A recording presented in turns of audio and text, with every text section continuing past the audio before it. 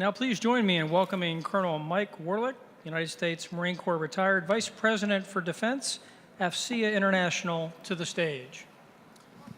Good afternoon, everyone, and thank you for joining us today, and I'm sure we'll have a couple more folks show up this afternoon. I want to start off by just going over a little bit of what we've done today so it brings everybody up to perspective. We started this morning right here with the MILCOM portion of the program with a data security panel. It was led by Terry Halverson. This was a very engaging panel that included Barbara Hoffman and Kristen Trott and Essie Miller. It was really a superb session, and there were some great questions that came, and understand they came by text or email. At lunch today, we had General Crawford. If you were there, you had a chance to be one of the first attendees to hear him present since he's taken over his new organization. And he spent quite a bit of time on the floor after he was done, which we appreciated. He really talked about what industry can help him deliver, and he talked about three main topics. One of them was tactical, the other was intelligence, and the other was mission command. And he said that in his opening remarks. He went down a list, but one of the things he said at the end was his organization and us being industry and others, need to resist the temptation of, doing things the old way. We got to think ahead of where we're going to go, because things are changing, they're dynamic, and they're changing quickly. We'll probably hear a little bit about that this afternoon in this discussion. Also today we had some panel sessions at APG and MILCOM, and I stopped by both of them today and this afternoon, and they were well attended. So I think that those sessions were good for the attendees here this week. So that's just a bit of where we are, where we've been up to this point. At the end of the session today, we'll talk a little bit about what's going to go on after that, but we've got bigger fish to fry right now. It's now my honor to introduce the panel moderator for this afternoon, Mr. Michael Michelli, who is currently the acting DoD CIO as a primary advisor to the Secretary of Defense for Information Management, Information Technology, IT, Information Assurance, as well as non-intelligence space systems, critical satellite communications, navigation, timing programs, spectrum, and telecommunications. And as I read that paragraph, I was thinking to myself, he's probably not going to start watching the World Series tonight. He's currently on assignment at DoD from Coast Guard, where he is the Chief Information Officer and Deputy Assistant Commandant for C4IT. What a great opportunity that is. In addition to other positions in the government, Mr. Michelli has also served as the Director for International IT Operations and the Director and CIO Europe, Middle East, and Africa for Customs and Wakefield, a global commercial real estate firm, and also as the Chief Technology Officer for the Army Business Unit for General Dynamics and Information Technology. What a broad background he brings to the table today. Ladies and gentlemen, please join me in welcoming Mr. Michelli and the panel this afternoon. So thank you. This is one of the best jobs I have in government. Best jobs I have in government, because I get to sit here and listen to three really smart people talking to you about things they're passionate about, they're very smart about, and I just get to get good credit from being in the same presence. So first of all, I want to extend greetings from my boss, the acting DoD CIO, Dr.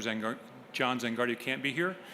I came to be the acting principal deputy DoD CIO back in March, and when he sat down and talked about some of the things he wanted to accomplish, the very first thing he said was speed to capability.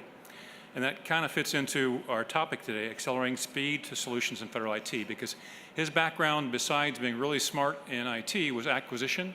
He was always trying to find better, faster ways to get to you and bring your capabilities to what he needed to do to provide capability to the warfighter. And this administration and this secretary is right aligned with that. As you may know, he went out to the West Coast, Secretary Mattis, and he said, we need industry. We need them to retain our technical and tactical advantage. I need to go out and talk to these folks and find out how we can get what they have to offer better and faster and cheaper. There was some tremors. The Secretary of Defense can't do that. Go out and talk to industry. And he said, last time I checked, I can, and I'm going to do it. And I encourage everybody in the Department of Defense to do it, to figure out how we can partner with you to do better for our nation. He said, if we fail to adapt at the speed of relevance, then our military forces will lose a technical and tactical advantage they've enjoyed since World War II. He also said, and remember, Secretary Mattis is a man of very few words. He seldom repeats himself. And he said, we are moving very, very aggressively to reform our entire acquisition enterprise. And the Deputy Secretary of Defense in the Cloud memo, if you were here when General Crawford gave his talk, he talked about Deputy Secretary of Defense Shanahan's memo about accelerating to the cloud. In that, he said, we have to, and I'm encouraging a culture of experimentation, adaptation, and risk-taking. Because you'll hear across the department, we take all kinds of calculated risks to protect our nation on the battlefield. We need to be able to take some risks and how we acquire those capabilities. So what I'd like to do is go ahead and as we go down the panel, we'll go from Victor down to Tom. I'd like to have each of them say a little bit about themselves, their portfolio, what they're trying to acquire and do for our nation, and then start with a question, an answer to a question. That is, start with a success story. Tell the group where you have had identified a capability for mission and what you did to acquire that capability in an accelerated fashion. Victor. Oh, okay. I'll start. Good afternoon. How's everyone out there today? Victor Gavin. I am the Deputy Assistant Secretary of the Navy for C4I and Space. Extremely long title. But what that means in short is I am part of the acquisition community. I am part of that community that the Secretary talked about needing reform. And I absolutely agree with him. I am not at all here to defend some of the things, and I'll talk a little bit later about why that is, especially in this area of IT and cloud-based services that we're talking about. Part of my portfolio begins with simply all the networks that we have inside the Department of Navy, from satellites to shore-based networks to ship networks, and many of the business and tactical applications that ride on those networks.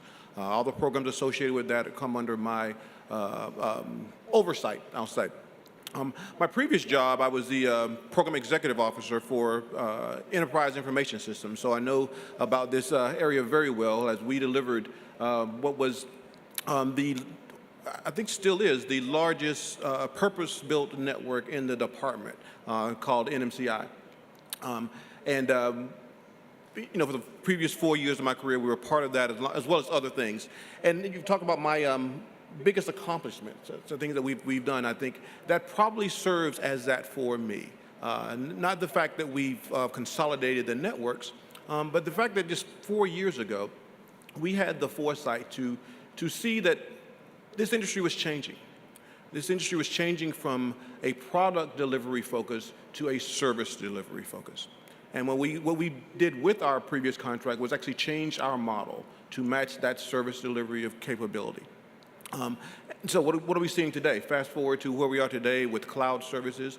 We're hearing words like infrastructure as a service, platform as a service, software as a service. And I'm proud to say that, you know, while we didn't do it exactly perfect, we did see the trajectory that this business area was going into. Having said that, though, there's still a lot left to be done. There's still a lot left in our processes, in our procedures, in the way we acquire these things to better match industry. And I'm excited about remaining part of the acquisition community and continuing this journey. So with that. Good afternoon. I'm Rear Admiral Nancy Norton. I'm the Vice Director at DISA. I've been in the job for about 3 months now, and prior to that I was working with Victor in the Navy on the OPNAV staff. And so I wanted to, first of all, thank you, Mr. Michelli, for having me. Thank you for all of you for being here, and particularly to talk about this topic, because I agree that this is really important, the topic of accelerating our speed to solutions. So hopefully you've all seen Secretary Mattis's lines of efforts by now. His first line of effort is restoring military readiness as we build a more lethal force. Second is to strengthen alliances and attract new partners. And third is bringing business reforms to the DoD to instill budget discipline and effective resource management, develop a culture of rapid and meaningful innovation, streamline requirements and acquisition processes, and promote responsible risk-taking and personal initiatives. Our mission at DISA really aligns well with all three of these. As a combat support agency, we are and must remain focused on enabling and ensuring lethality of our joint and coalition forces. We're responsible for building, operating, and securing a network for those forces. And we're always looking for ways to build more efficiency as well as resiliency into the network of networks that they depend upon.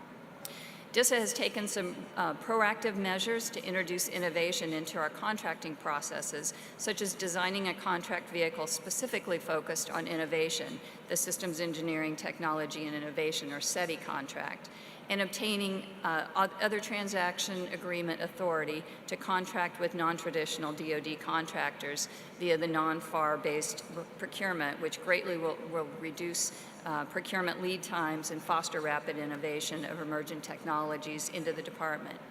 In addition, DISA continues to leverage strategic sourcing and better buying power through deliberate and proactive portfolio management and contract consolidation.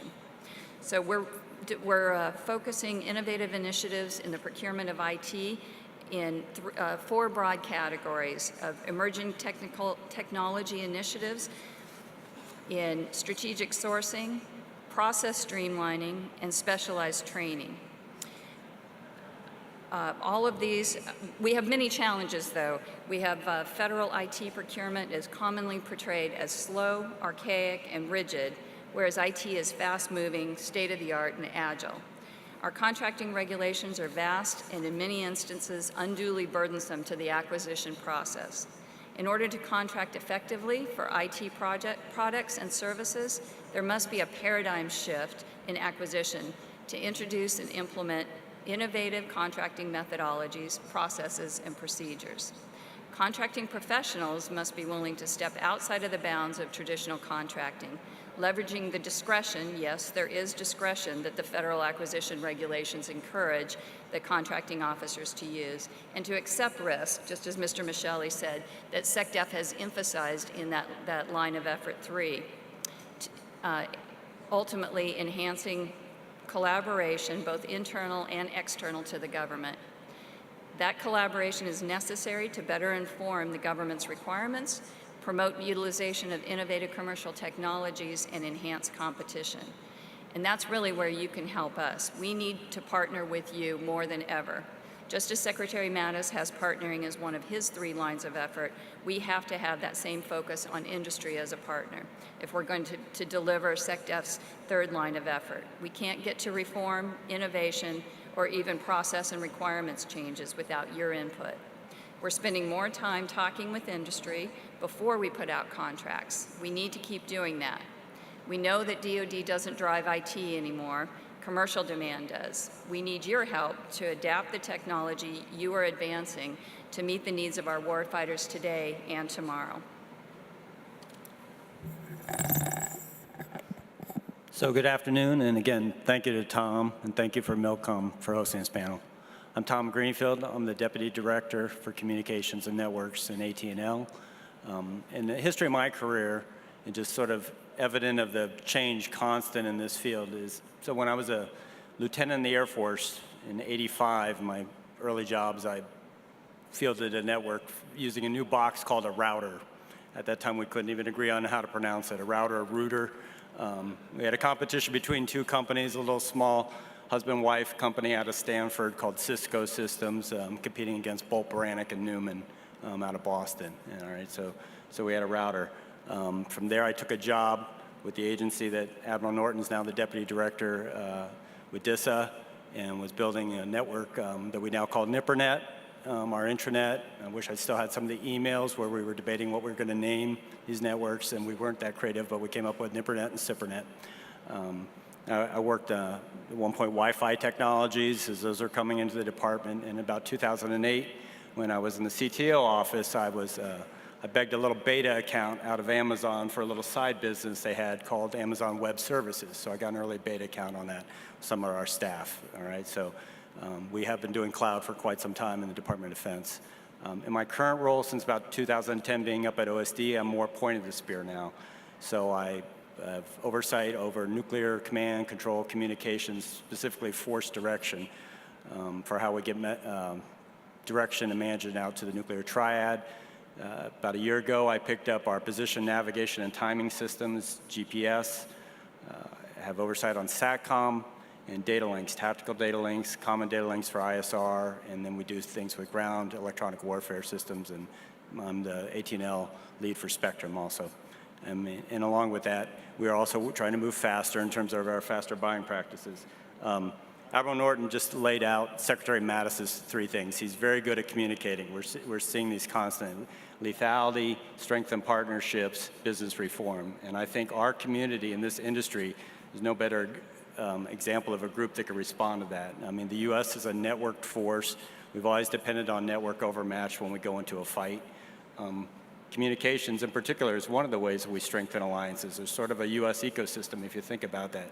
So example being Link 16 is used by over 40 of our allied partners, SINGARS, our SATCOM system. So we're part of that connective tissue with our allies. And then of course for business reform, because of the pace of change in IT, you know, it's almost a must-do for our industry.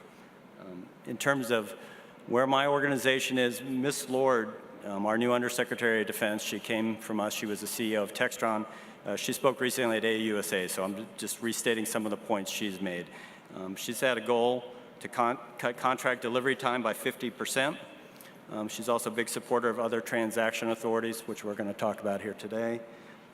She thinks DoD is a little too risk adverse in our culture. If we're going to fail, she wants to see us fail early. She's also looking to simplify the acquisition process. I mean, we're going back and trying to look at what are the absolute minimum statutory requirements and what we can work with the Hill to reduce. And she's emphasized keeping close ties with industry. So frequent communication with you out there in this audience. And then the other thing is she's committed, she's transferring the bulk of our programs back to the services, except for those that are joint or highly complex. In terms of, you know, we were asked where you from industry can help. I want to echo one comment General Crawford made at the lunchtime speaking. We need to get behind closed doors, but thinking about the detectability of your systems, that's a key thing. We've got strategic competitors now. They've studied the way we fight, and they're not going to give us the easy wins we've had in the past, so I really would emphasize to you to give thought to that.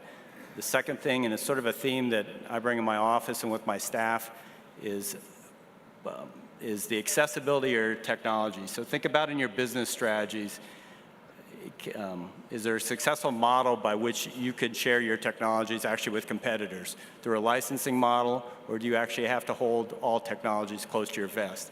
If you're, say, a SATCOM service provider, do you have to sell every terminal used to access your system? Or can you make some of that technology available so you broaden it? Because part of the pacing factor for how rapidly we innovate in the Department of Defense is just how accessible and common our technologies. We talked about the Internet of Things that would have never been possible without a common set of technologies called the Internet Protocol Stack. Thank you. So you heard a common theme from us and our leadership at the Department of Defense, and that is building partnerships, and that we need you. So first of all, I want to thank General Wood and Colonel Warlick for setting us up and arranging us to come here, and for all of you in industry, military, and government who make FCEA a way for us to get together and talk about our needs, our requirements, and our thoughts, and get feedback on how we can improve in engaging you in providing capability to the department. So the next question is, tell us, each of you, some of the biggest challenges you see in quickly bringing modern, effective C4IT solutions to the warfighter. And this time we'll start down with Tom and work our way back. Okay, so in terms of challenges, let me just make this statement. We are not the cell phone industry. Let me repeat that again. We are not the cell phone industry. I love my iPhone. I have one in my pocket. Second computer I ever owned was a 512K Fat Mac. And it's wonderful to finally have a phone as an example of a radio people can hold in their hands, but I tire of the examples of a new phone that you can replace every 24 months. Why can't we move at that speed? I mean, the cell phone industry is, or the cell phone networks are actually multi-billion-dollar fiber optic fixed networks. It's only the radio access piece there that's wireless. So if you actually talk about their technology reset cycles, it's more on the order of 12 to 14 years if you're changing out the base station. So, I mean, the biggest challenge I see from where I sit is just the drag of the heavy installed base. I mean, the more successful we are with technologies, the harder it is to update and upgrade them. If you're talking about an aircraft, if you're talking about a stealth aircraft with conformal skin, switching out an antenna, haven't found a way to afford to be able to do it yet. I mean, and cutting into the skin is financially impossible. So the challenge I see with ours, where we are in terms of our inventory base is, again, getting back to openness, open interfaces, trying to make our systems as accessible as possible as we move forward. So we're promoting modular open systems architecture. I know we've been using that term for quite some bit, but really trying to consciously look at how we design systems for upgradability at the outset. Thank you. So I would say we have a number of challenges. The first one is culture. And that culture, like I said, we are very risk averse in terms of how we acquire our systems. If there is a requirement for 1 page of documentation, we'll put in 10. If there's a requirement for 1 layer of oversight, we'll put in 3. We have grown that culture and created an expectation that we are going to be so risk averse that we've hamstrung ourselves. So that's why I say, you know, we really need to build into our contracting officers the thought process that they need to stretch and actually expand to what the regulations actually require, as opposed to what they've commonly come to be used to doing. So as we train and develop our workforce to think differently about how we do that, not being so afraid of failure, and trying to accelerate our processes. We're doing a lot to do exactly that, to streamline the processes and work towards accelerating all the pieces of that in the culture. That's a big one. The second one that I would say is how much the legacy systems really hamstring our ability to upgrade. So as Mr. Greenfield said, you know, we're not the cell phone industry, but we have to, one way or another, align our abilities to upgrade, to get rid of legacy systems so that we can move to that next technology, next level of technology. And our ability to do that within our budget constraints with tech refresh, it just really makes it difficult. So we continue to fight for consistent budgeting for tech refresh so that we can get rid of the legacy systems faster and move us on to current technology. I think that's probably the most difficult. Okay, so for me, from my vantage point, the biggest challenge we have, and we've kind of talked about it earlier, is our acquisition process. And I'll say it broadly, in that you know, my background is weapon systems. I've actually only been working this IT stuff for about 5 years, and prior to that it was submarine combat and weapon systems. And what I learned through that area is that, through this transition, is that there are basically 2 businesses out there. There's the military-industrial base, of which, you know, we all know very well, the Lockheeds, the Boeings, the Northrop Grummans, the people that are us. If you be honest with ourselves, they're the folks that look like us. They come from us, the retired folks. They build their entire business model on the DoD 5000. From their accounting systems to their personnel to how they actually conduct their business. The other part about that business model is that part of the business does not move unless we tell them to. They don't create things by themselves and try to sell them to us. They build systems to our requirements. Now, fast forward to IT. This is an area where we don't drive. Our objective, as we talk about speed, is to be faster followers of industry. Our objective here is to try to pace ourselves, given that they are making the investments, given that the new technologies, the new capabilities are coming from them. And thus our role changes. Our role changes from one of trying to influence that investment and adopting our processes around that. So given an acquisition system that was built on a business model that we completely controlled, and migrating that to one where we don't have those same types of controls is a huge challenge. It's a challenge in a couple of ways. While there are lots of flexibilities built into the FAR, built into our acquisition models, the personnel challenge we have is educating ourselves on what to do with those, how to implement those, educating ourselves on the commercial business practices that best allow us to acquire those capabilities. So those are real challenges, and our current processes don't account for that today. So we have some steep challenges there. The other reality about this new business sector is, unlike our military industrial base, which we tightly control, this IT space, they're international. They're not U.S. companies. They are international companies. They have just as much of a responsibility to protect our data as they do another country's data. So again, our relationship is very different. Our relationship with them is very different. Our business processes with them have to be very different. And it's going to be a challenge. Not afraid of the risk or the challenges associated with this, but it's going to be a different relationship between us and those industry partners. And I welcome that challenge. I welcome the idea of coming up with new processes, new procedures, new resourcing models that will best allow us, as I said, to be faster followers of industry. Thank you. So there's been a lot of talk about the need for other types of acquisition processes. One is the other transaction authority, or OTA. Congress allowed this quite some time ago, and each year they tweak it a little bit.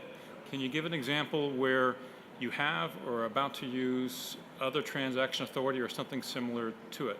And Admiral Norton, if we'll start in the middle this time.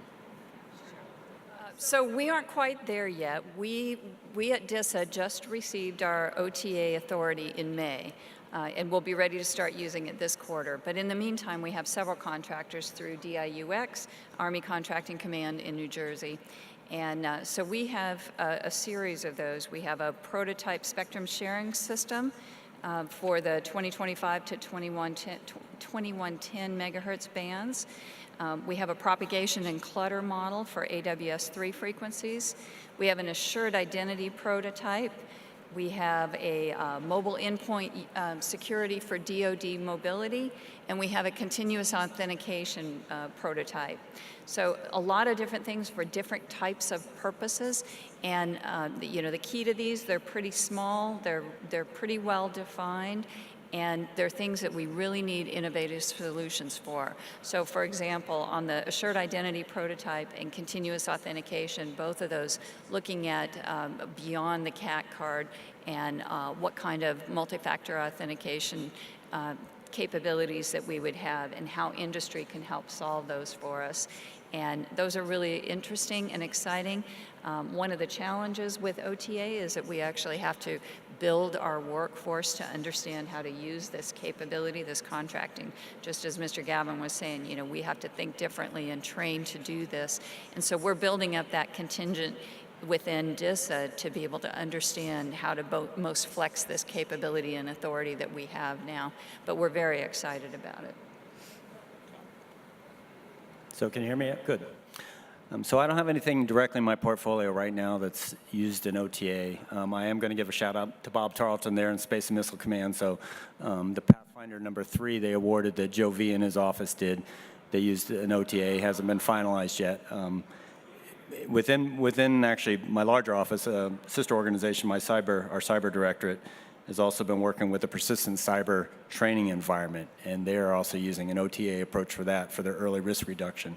In both those examples, they're actually using these OTAs in conjunction with Army RDEC out of Picatinny, with the Consortium for Command and Control Communications in Cyberspace, the C5 Consortium, of which I'm told there's about 700 members of that consortium, and that, I think, is a really interesting avenue or approach. I'm told one of the key benefits of both government and industry being involved in that is it allows a lot more fluid dialogue up front, and I think that truly benefits the government to have that back and forth exchange with industry at the outset when we're shaping these buys. The statistics I got from the manager of that consortium is it was established in 2014. They did one project in 14, 20 in 15, 40 in 16, 70 in 17. These are fiscal years, I believe, and they're going to exceed that this year. So obviously people are becoming aware of it. So I encourage the government offices out there to take an interest in that, and of course industry to look at that. Other thing that's got me interested is actually programs of record that start off in their front end, sort of what we call technology maturation, risk reduction, or some of their early left stage type activities under this OTA consortium, and then directly move into production, a FAR-based contracting approach once they go to production. So I think that's rather interesting. Frank Myers and my staff's back there too. We're looking into this sort of thing. The munitions consortium up there's had a longer history, and I've heard of some pretty large programs using this approach from the munitions side. So I'm very interested in what we can maybe achieve within the C4 community in terms of using this OTA in conjunction with the C5 consortium. Thank you.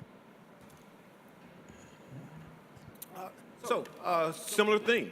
Very few OTAs in action right now with the Navy. Very, very few. But at the same time, I'm extremely excited about the opportunity because for one specific reason. What OTAs allow us to do on an acquisition side is quickly go from piloting to production. In our current acquisition process, you do a pilot, then you run another 300-day competition to productionize this, thus delaying capability to the warfighter. And that's exactly what we're excited about. So extremely excited about the opportunity, but yet, as we said earlier, there are some unique challenges.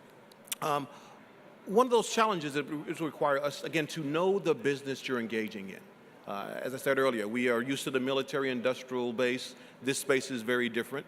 And I'll give you a couple of real examples here. On engine, things like, let's think about the costing of memory, right? What we've been taught to do in our military-industrial base systems are things like fixed-price contracts. We love scripts. So we will require all of us to use fixed-price contracts for things. Okay, I'll say maybe not require, encourage, strongly encourage us to use fixed price contracts for things. So think about what's happened over the last few years with things like the cost of memory.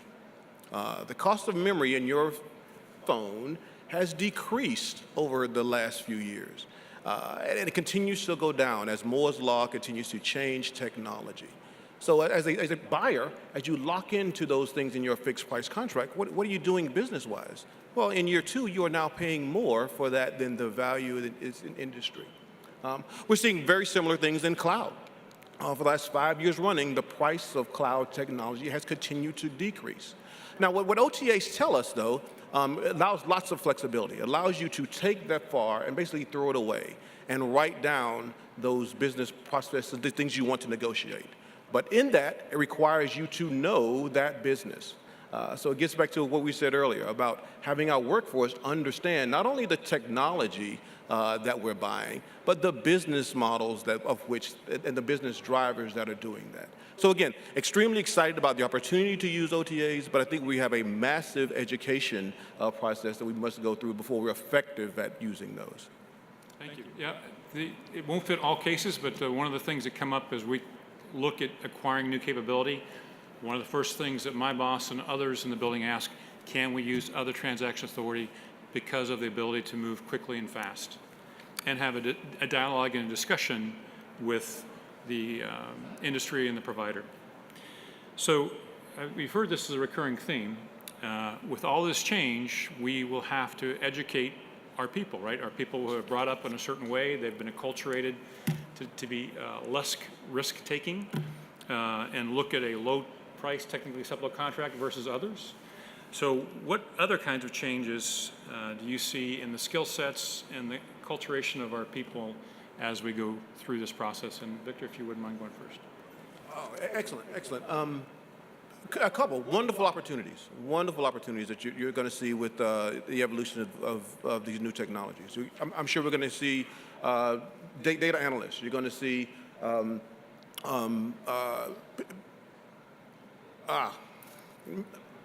I'm losing my mind.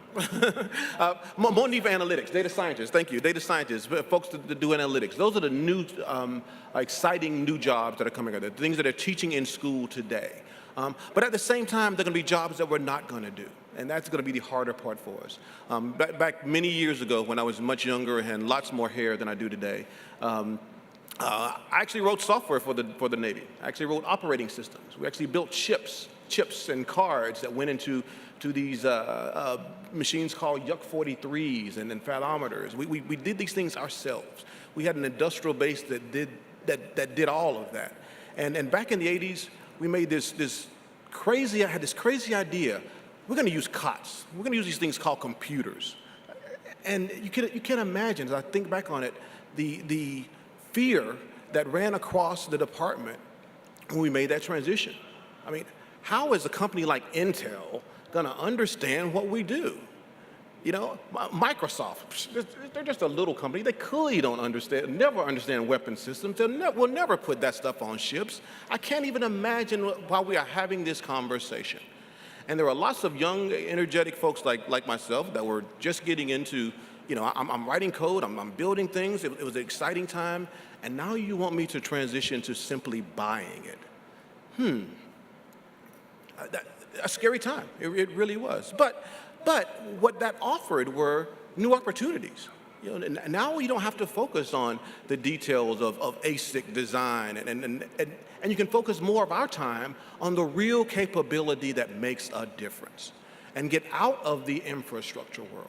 And I see that's where we're going. I see this is a continuation of that 30-year evolution. This is the next big step in that. And I look forward to the opportunities, not only what it means to us gray-haired or no-haired folks, but to the young folks that are coming up as well, and to play in this side of it, and as well as our relationship with you in industry. So exciting time for us there. So this question really falls in line with one of my top goals for DISA. It's to shape an agile workforce that can adjust requirements and systems to meet changing warfighter requirements. So as we think about our workforce and what that means, one of the things that we have to do is figure out what do we need to train them to do in the future. I talked about the contracting side of that, so we're doing some of that. Our Procurement Services Directorate has implemented a cyber procurement certification program in conjunction with Texas A&M in early July of 2015, with a goal of equipping those contracting professionals with the necessary telecommunications, IT, and cyber skills necessary to contract for rapidly changing technological concepts, advancements, and security requirements. So, you know, that's just one example of very clearly defining what it is that we need our contracting people to be able to do. We have to understand that in order to be able to get the contracts right. The workforce that we have has to embrace change and be ready to learn new skill sets as the requirements adjust as well. And that is hard. But being in the Navy, I always embrace change. You know, we have gone from sail to steam to nuclear power and continue to evolve, and it's something that our workforce has to look towards, and we as an agency and across the department really have to be giving the opportunities to our people for new training with new technology on new systems, so that we're not expecting those people who are still operating legacy systems to just go away when the legacy systems are gone, but to evolve with the technology. Most of our workforce want to do that. They want to continue to work and be on the, you know, at least the trailing edge of technology, not at the end of technology. And we need to give them those opportunities. So we're doing a lot of that at DISA with different programs that we have, and we'll continue to look for those opportunities for education, internships, fellowships, mobility of jobs within the agency, and making sure that we're utilizing those for the jobs that are going to be required in the future, not just the ones that we know are required today, but where do we expect to go? The data scientist is a good example of that. We know that much of what we're trying to do on our networks are things like auto provisioning. Well, that's going to reduce the number of people that it takes to do those. But, you know, we did that when we took what we used to use, soldiers, sailors, airmen, and Marine, for tagging where our forces were, and automated a common operational picture. But guess what? We found ways to use those soldiers, sailors, airmen, and Marines. We have to do the same thing in IT, and we certainly have the requirements for those people to be a functional workforce. We just have to retrain them and make sure we're not leaving anybody behind. So echoing one area and just drilling down in particular area of skill sets that we're seeing shortfalls in the department. I mean, it's been mentioned up here, data scientists, data analytics. I mean, the intelligence community, I think, has found a way to find, work that into their job descriptions. One of the things our DASD is doing is working with P&R to try to create a new career field. I mean, folks specifically on that. I mean, it's certainly a hot set of skills on the commercial side, but we in the government, I mean, need to recognize the value of having employees with those particular skills. The other area that our office has been giving a lot of attention to is software-intensive systems. I think it's statements been made on high throughout DoD leadership. We don't do a good job with software-intensive systems.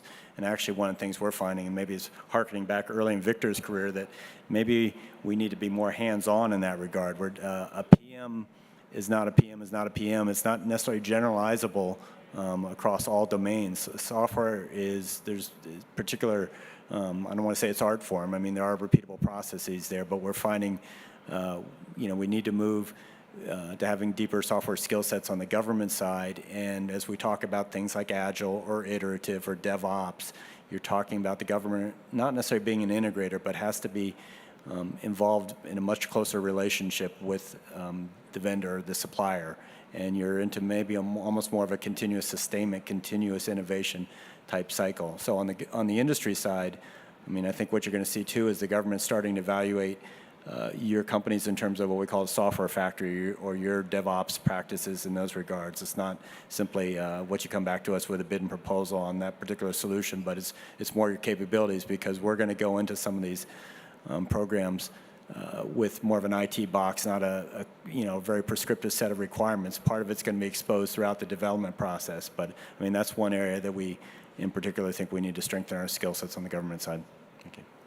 Yeah, and another term I've heard this morning and over General Crawford's lunch keynote was the ecosystem. So it's not just the folks who were doing coding or are doing coding, but it's also the whole ecosystem. Somebody who comes in from GAO or the Inspector General and say, you're doing this, it's not by the book that way. Well, we are trying to get outside the book, take a little bit more risk, but we get graded and rewarded on how we are assessed, right? So we need to make sure that the IGs and the GAOs that come in understand that this is what we're trying to do.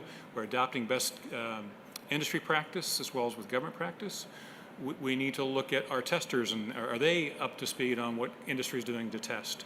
We need to look across the CFO. Have you ever tried to talk to an NA kind of person about how you need to build a DevOps room and fly people in from all over the country to have a DevOps setup? So all these things we need to enculturate, I think, across the workforce to get that speed to ability and capability. So I want to close on the set questions before we roll into the questions that hopefully you've been emailing to us. And that is, as you look in the horizon, what's something exciting you see happening across the organization or across DoD that will bring speed to capability for the mission in partnership with industry? Okay, so when Tom posed this question to us about something exciting happening across your organization, so could I see a show of hands of how many people are not aware that USD AT&L is going through a reorganization?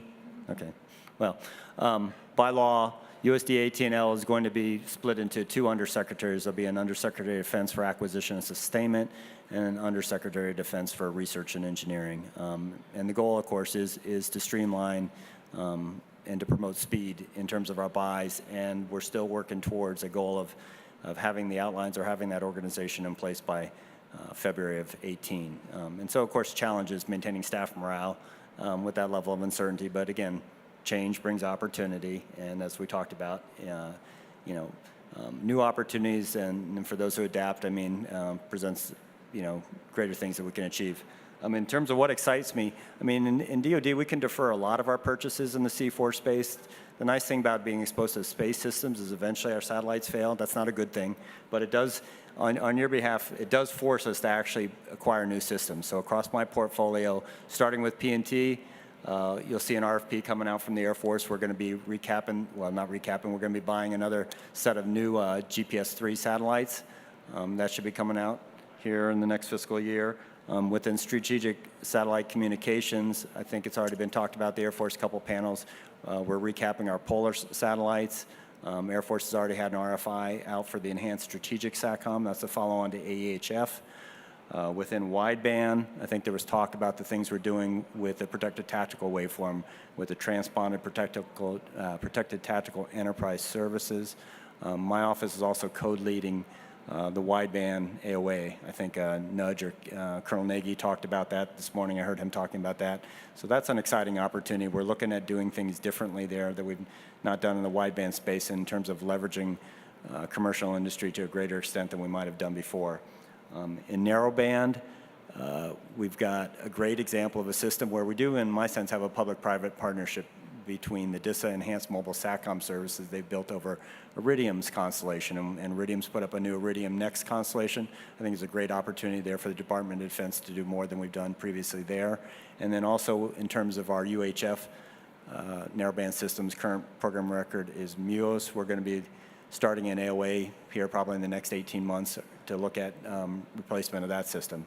So regardless of what we do in a lot of the other areas, space, you're going to see some new buys coming from us, and that excites me. Thank you.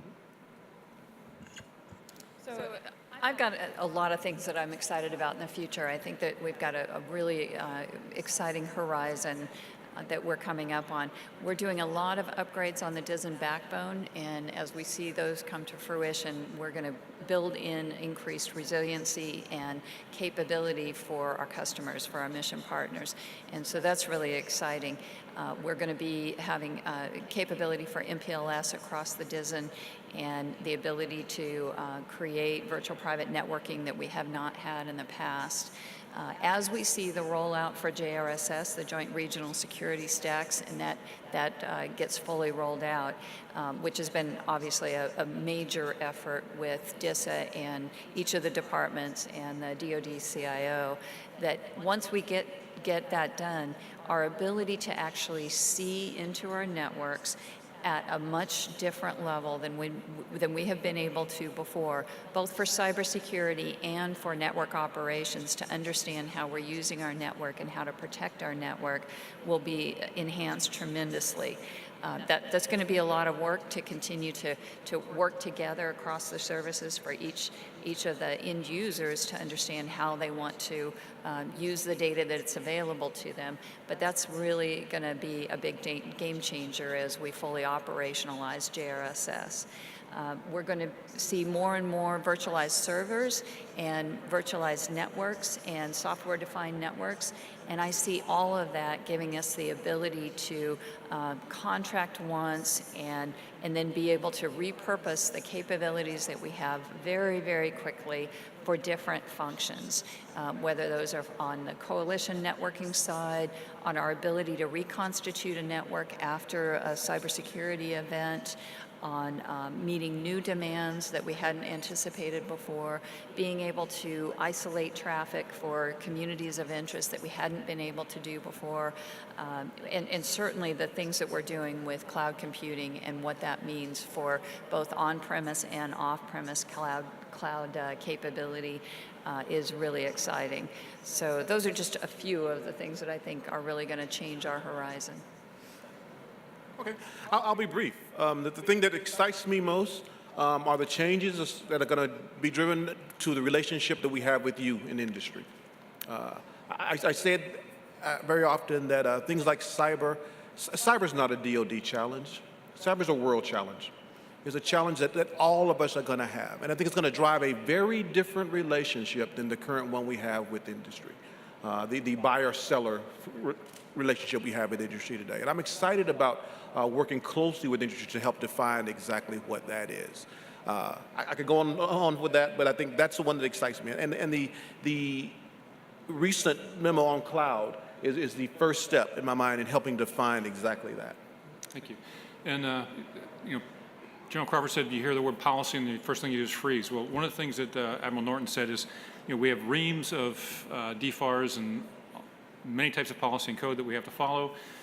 One example of bringing some agility is we are looking at moving the defense travel system to a commercial-based provider, and one of the first things we looked at is the requirement, and the requirement is the Joint Federal Travel Regulation, and it's 500-some pages long, and we realized we have to relook at our requirements, and that got down to about 8 pages. So a team worked and went from about 500 plus pages down to 8 pages and said, this is what we really need to do to meet the law when we travel.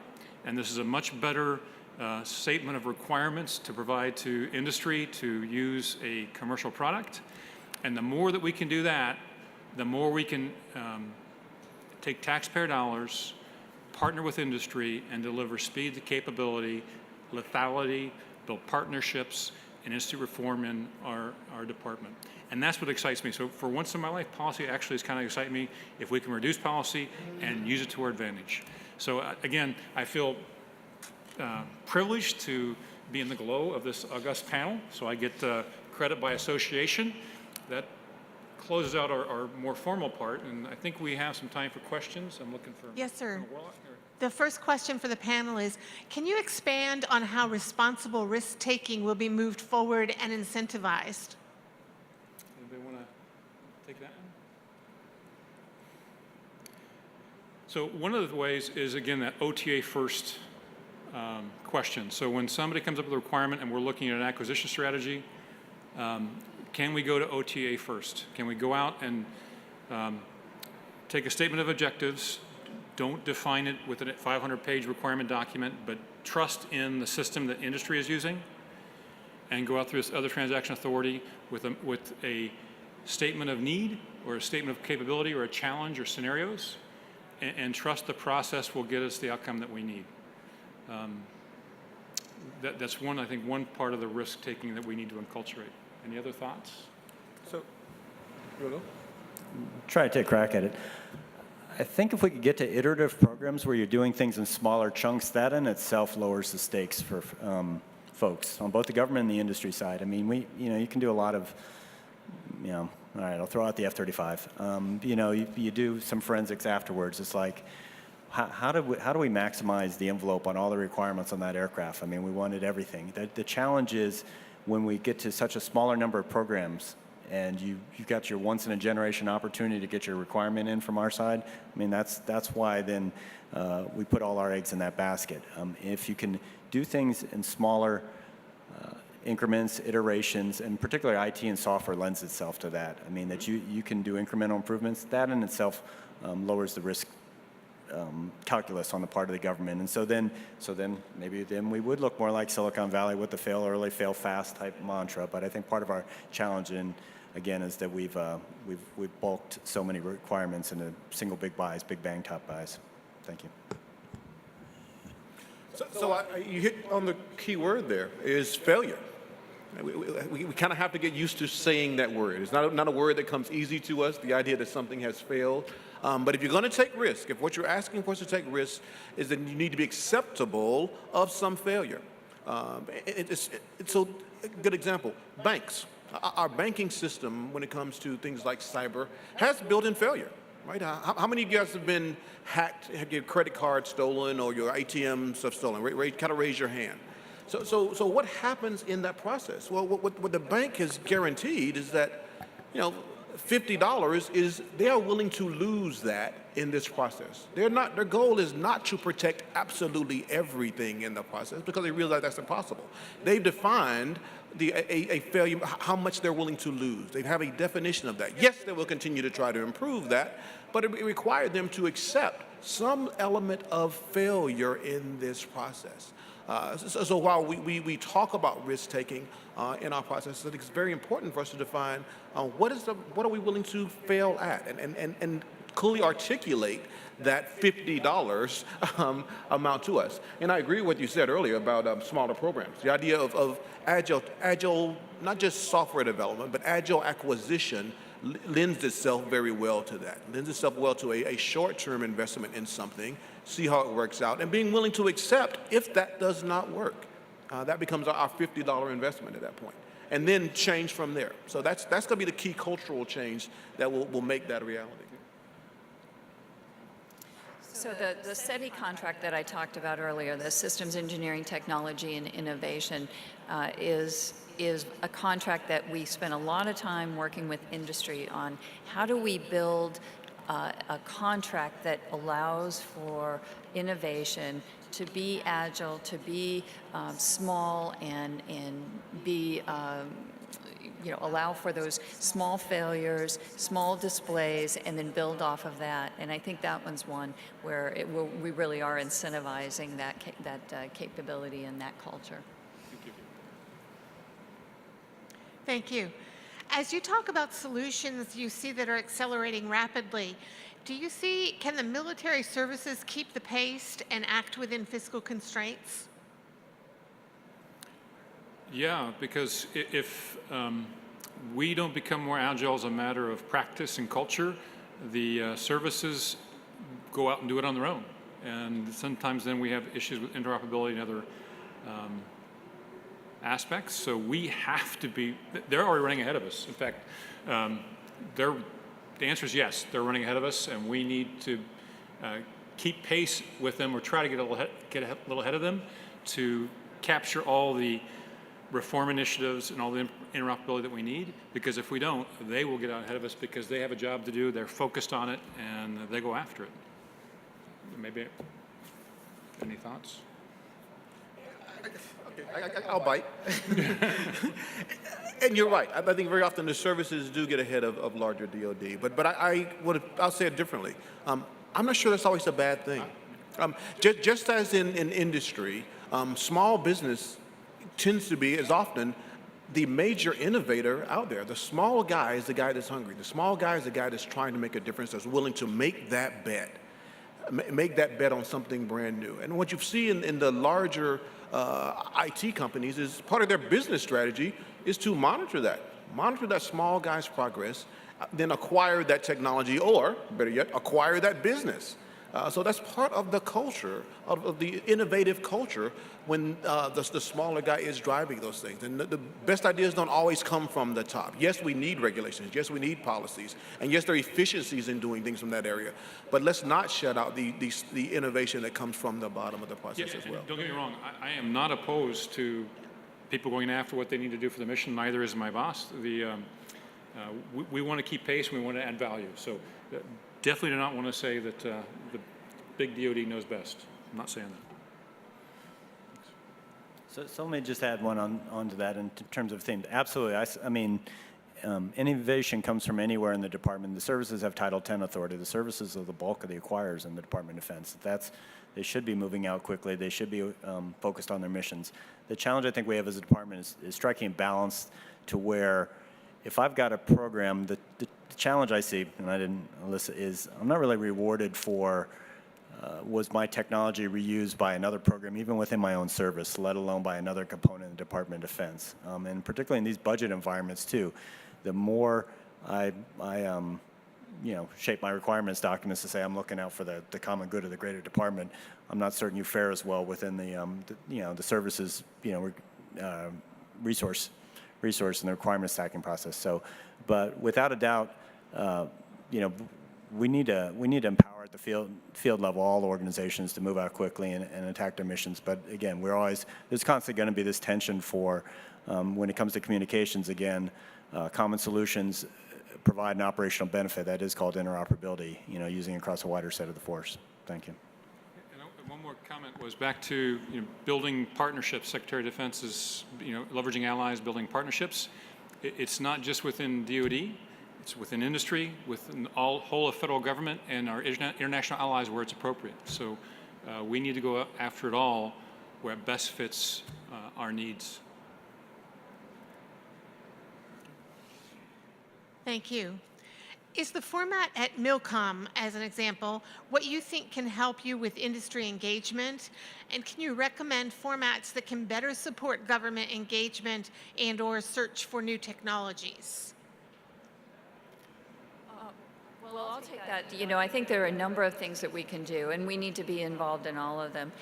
This is absolutely a good format. We appreciate the opportunity to be able to talk to you, see what you want to display, but we also have lots of opportunities that are targeted on specific technologies of technical exchange meetings where we are focused on a particular problem set and bringing in the industries that are most interested in solving those particular problems, and hearing that feedback, having that dialogue with those companies really helps significantly. Another thing that we do is DISA once a year has a forecast to industry, and that one's coming up on Monday, November 6th. So I'd very much like to invite all of you to join us for that forecast to industry. We spend the entire day with our seniors talking to you about what each of them are doing, where they're going, what are the contracts that are coming up, and answering questions, and you having an opportunity to talk to our seniors. And so that's one that I would definitely encourage. And then, of course, you know, small group meetings as well, where we can really dig into some of the specifics and understand where your company is going, where your strategic vision is for your technology, or where you would like to take the company, and what that means. Absolutely. Conferences like MilCon and others like this are wonderful displays of technology and the art of the possible from a technology standpoint. And we will always use these forums to learn, to communicate with you on those technologies and moving forward.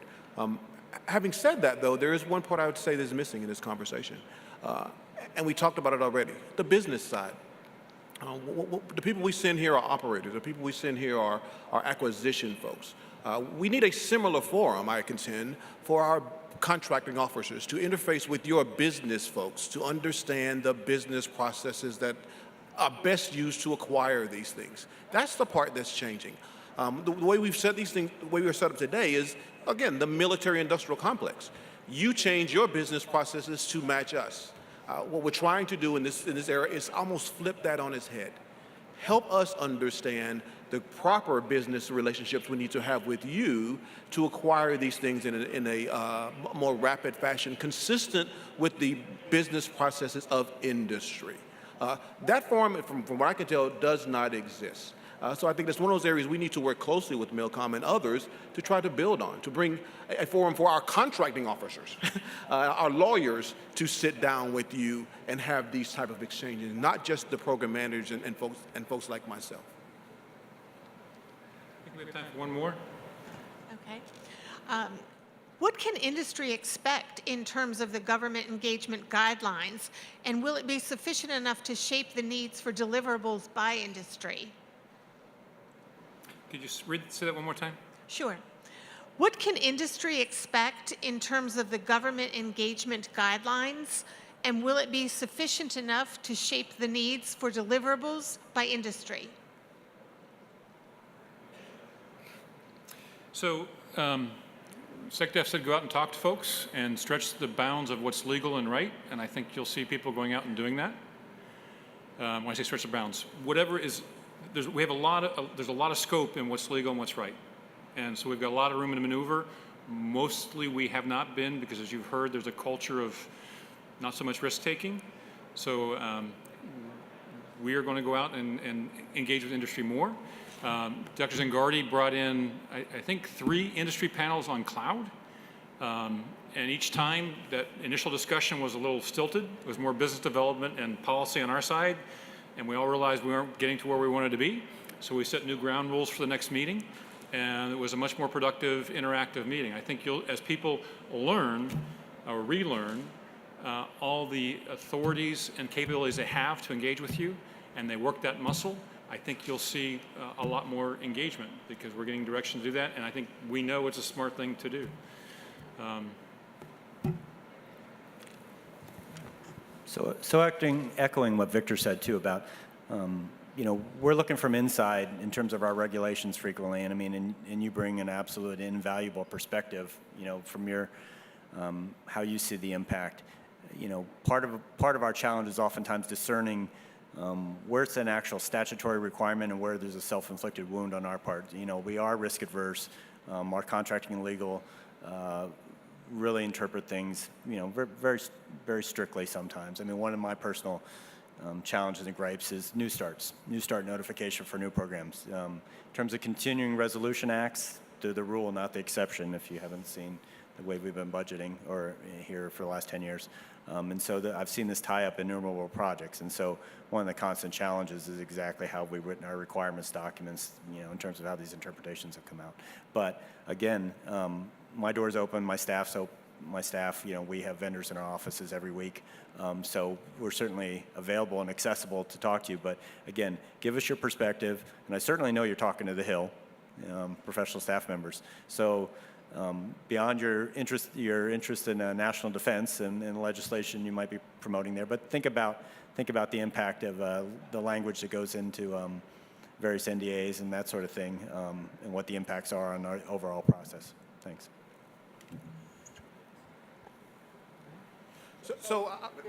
I'm talking too much here, but I'll continue on. There are a couple of things that are in legislation that we are making use of to help with that communication. A few years ago, Congress stood up a corporate fellows program, of which allows us to send our uniformed men and women into corporate industry. In fact, my program manager for NGEN spent a year at Google. Understanding the processes, the procedures inside there, and he came back to be the program manager of NMCI and NGEN. Wonderful opportunity for him, wonderful opportunity for the Navy to understand better those processes. The challenge has been there have been very few opportunities therein.